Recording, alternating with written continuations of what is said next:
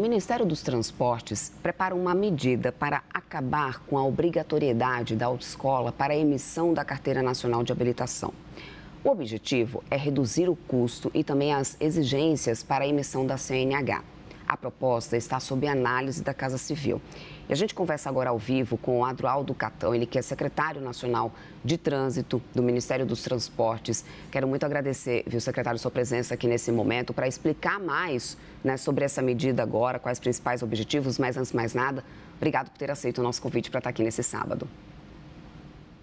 Eu que agradeço. É importante sempre informar um pouco mais, né? Assim, o que é que causou essa preocupação com o alto custo, né? Pois é, Na secretário. verdade, a gente verificou.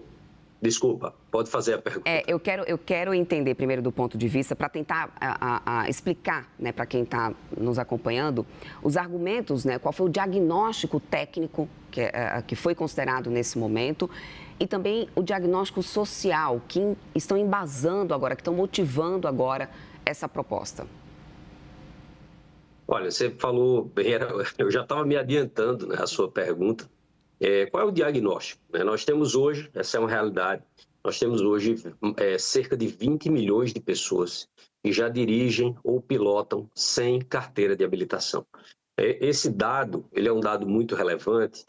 Por quê? Porque isso já demonstra que nós temos um problema de formação. Essas pessoas, elas estão transitando no ambiente do trânsito brasileiro sem nenhuma formação, sem nenhum exame. Isso já está acontecendo. E quando a gente vai investigar a causa disso, por que essas pessoas não estão tendo acesso à CNH? A gente vai verificar que o alto custo é o fator determinante. Só para você ter uma ideia, nos nossos dados, a gente consegue verificar que, por exemplo, mais de 50%, o número exato são 54%, de proprietários de motocicleta não têm CNH. Isso a gente faz cruzando os dados de proprietário de veículo com o de condutores no Banco de Dados Nacional. Isso, atrelado às pesquisas que o governo fez, demonstra essa realidade que a gente precisa, de alguma forma, tratar. E esse alto custo, ele decorre de quê? Aí vem o ponto. Ele decorre de uma série de exigências que não estão no Código de Trânsito, é importante que se diga, mas uma série de exigências para a formação, prévio ao exame. Tá? Então, nós temos, por exemplo, a obrigação de que o cidadão preste 45 horas de sala de aula presencial numa autoescola, como obrigação prévia para que ele faça o exame. E ele tem ainda que fazer 20 horas também de horas práticas com exclusividade para o modelo das autoescolas. Esse diagnóstico é que demonstra que o custo elevado precisa ser tratado. E o custo elevado, a gente sabe onde é que está. Está justamente nas exigências que a gente tem imposto para o cidadão brasileiro poder obter a sua CNH. É isso que a gente precisa lidar. Agora, como secretário, como que funcionaria, secretário, esse fim dessa obrigatoriedade, né? Como que ficaria, então, esse processo para a emissão da CNH? Seria somente marcar uma prova no Detran? Qual que é a ideia desse projeto nesse momento que está agora na Casa Civil? É importante deixar isso muito claro para quem está nos assistindo. Ainda não está validada esse fim da obrigatoriedade, né, dessas aulas para poder retirar a CNH. Mas como que passaria, então? Como seria esse processo? Olha, qual é a ideia? Primeiro, é importante dizer, manter todas as exigências que estão previstas no Código de Trânsito, tá? Isso permanece. Então, significa, por exemplo, que o cidadão ele vai ter que fazer um curso, ele vai ter que estudar. Só que agora a nossa ideia é dar opção para o cidadão. Ele pode recorrer à autoescola, pode recorrer se ele achar que é o caso, mas ele pode também fazer um curso online que a gente vai disponibilizar na plataforma do governo. Você veja, hoje em dia, muitas vezes a pessoa tem um problema não só relacionado diretamente ao custo, mas também ao custo do tempo, né? Você trabalha o dia todo. Então, esse processo muito longo também afasta as pessoas. Então, permitir que ela estude, por exemplo, usando o próprio aplicativo da Carteira Digital de Trânsito, que é o aplicativo do Ministério dos Transportes, da Senatran, todo mundo já tem. Esse aplicativo ele é muito usado já pelas pessoas para guardar seus documentos e tudo mais. Então, assim, a gente defende que essa facilitação vai necessariamente baratear o preço. Primeiro, porque as próprias autoescolas vão poder fazer um serviço mais personalizado, porque elas não vão estar agora mais dependentes dessa obrigatoriedade. E ele também não pode sair aprendendo na rua, por exemplo, com qualquer cidadão ou sozinho, não é isso. Ele vai ainda ter que usar um instrutor credenciado, e esse instrutor credenciado, agora a nossa proposta é que ele possa ser autônomo, ou seja, não necessariamente está vinculado a nenhuma instituição. Mas o cidadão também, se quiser, pode recorrer a uma instituição como a autoescola. Então, dando essa liberdade de escolha, só aí é que o cidadão vai poder marcar os seus exames no Detran, que permanecem. Tanto o exame médico, psicológico, que estão previstos em lei, quanto os exames teórico e o exame prático. Então, no fundo, a mudança drástica realmente que a gente está propondo é dar a liberdade para o cidadão escolher, e com isso, a expectativa é que o custo diminua muito. Porque somente pela nova concorrência que a gente vai criar, a gente já sabe que o cidadão vai ter uma diminuição de custo. Fora isso, o nível de exigência, por exemplo, de horas-aulas presenciais, que hoje, no mundo de hoje, já não faz mais sentido, também eleva muito o custo. Então, na nossa proposta, né, é sempre importante dizer, a formação permanece. O cidadão ainda tem que estudar, ele tem que passar na prova. Só que agora ele vai ter a liberdade de escolher. E essa liberdade dele escolher é o que vai garantir essa diminuição de custo.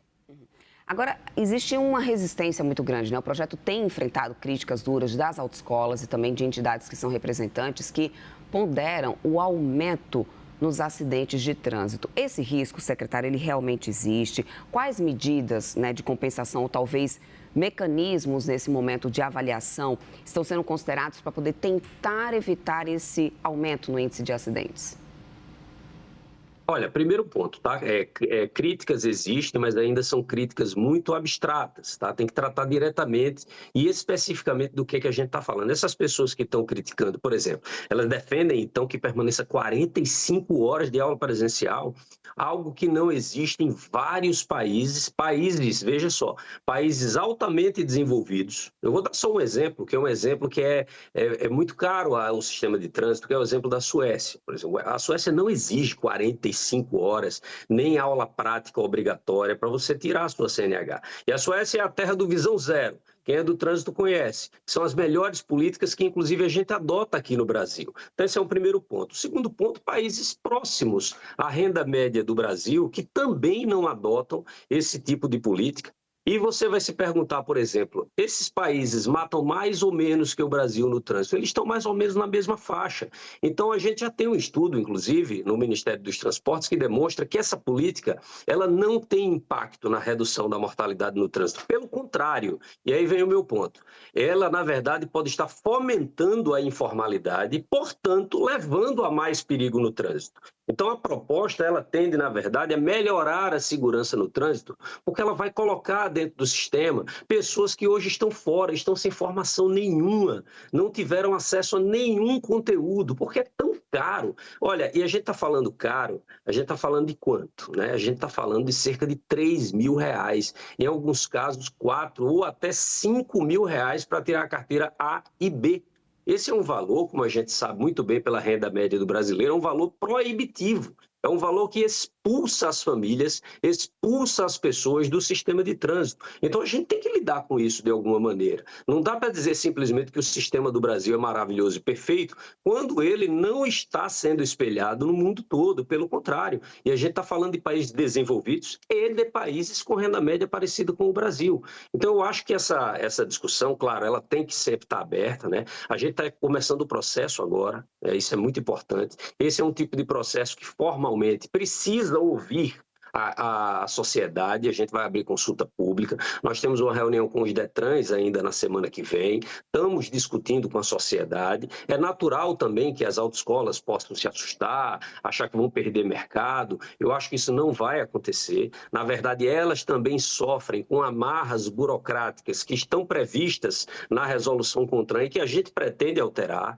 a gente pretende facilitar também o trabalho das autoescolas, modernizar o trabalho das autoescolas para que elas possam prestar um serviço de maior qualidade e sempre personalizado, diante daquilo que o cidadão pode pagar ou do que o cidadão precisa para aprender e, claro, fazer seus exames. É sempre importante dizer isso. O exame permanece. Na verdade, nossas conversas com os Detrans, quando você falou em mitigar, né, eu não uso mitigar porque eu não considero que a proposta ela vá contra a segurança. Nós não estamos fazendo um trade-off, segurança e custo. Não é isso. Pelo contrário, nós estamos demonstrando que regulação errada, apertada demais, piora a segurança viária. Ou seja, ela vai de encontro à intenção da política pública. Sendo assim, a gente também está falando com os Detrans sobre, por exemplo, aprimorar os exames, melhorar a qualidade dos exames, fazer com que o exame reflita melhor a necessidade de alguém que vai, de fato, dirigir.